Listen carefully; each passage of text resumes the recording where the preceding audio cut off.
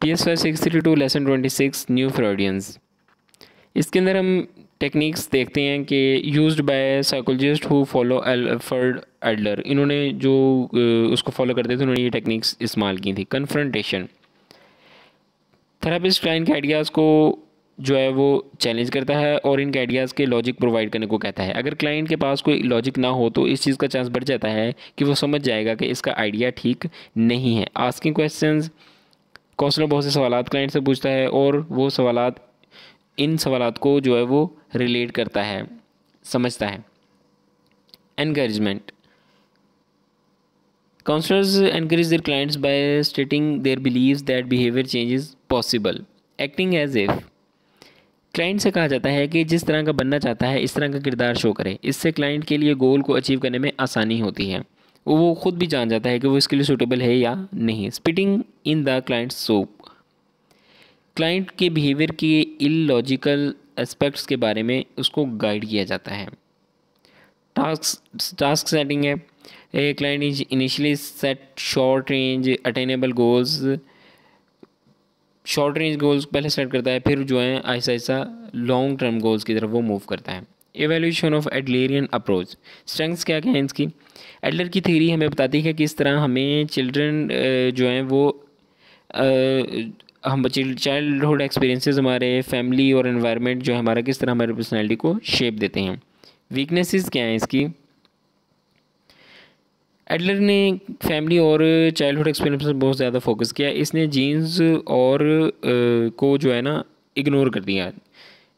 Differences जो हैं culture के अंदर उनको उसने इग्नोर कर दिया। यंग की एनालिटिकल थ्योरी जो है इसको देखते हैं।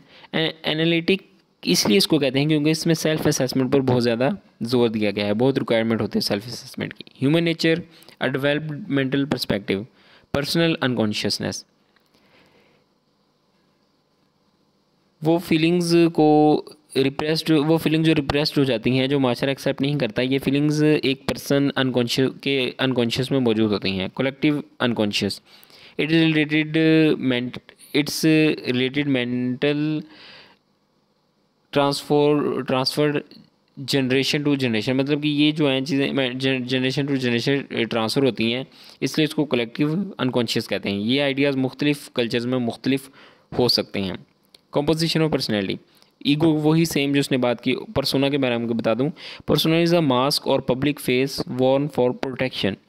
वो पर्सनैलिटी का हिस्सा जो हम दुनिया को दिखाते हैं, दुनिया की से अपना जो असल चेहरा जो है वो छुपा लेते हैं, एक मास्क लगा लेते हैं चेहरे पे।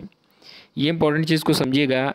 एनिमा और एनिमस, एनिमा कहते हैं female picture in male mind, males के माइंड में जो फीमेल के बारे में व्यू बना होता है इसको एनिमा कहते हैं।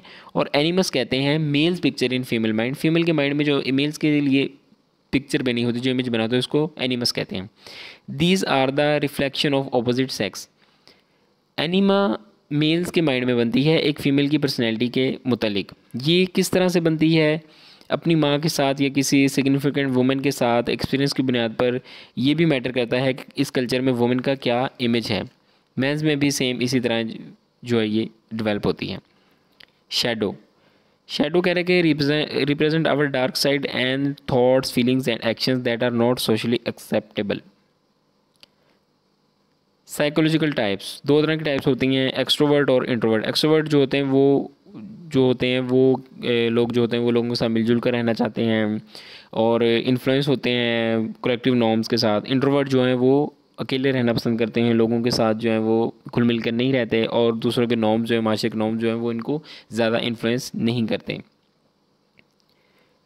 ड्रीम एनालिसिस, ड्रीम एनालिसिस में कह रहे हैं कि dream are purposive, they reflect different elements of personality, dream are symbolic.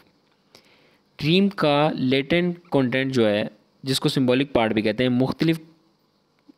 ये मुख्तलिफ कैरेक्टर्स होते हैं, ये हमारी पर्सनैलिटी के मुख्तलिफ पार्ट्स होते हैं। इसके अंदर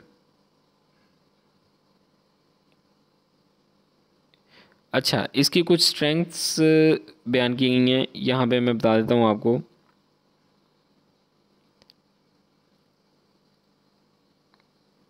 अल्फ्रेड एडलर की और यंग की, अच्छा यंग की अप्रोच कह रहा है कि was very religious and optimistic.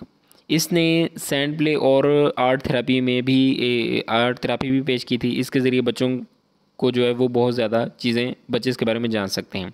अच्छा ये चीज़ जो है ना लेसन 27 में इन्होंने बयान की है, 26 का ही पार्ट है ये, तो मैं यहीं पे आपको बता रहा हूँ।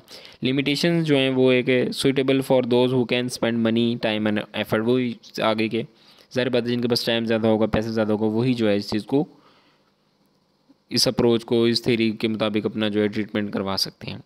ये था हमारा lesson. I hope I made it clear. मिलते हैं जल्दी नेक्स्ट लेसन से। टिल देन टेक केयर, अल्लाह हाफिज़।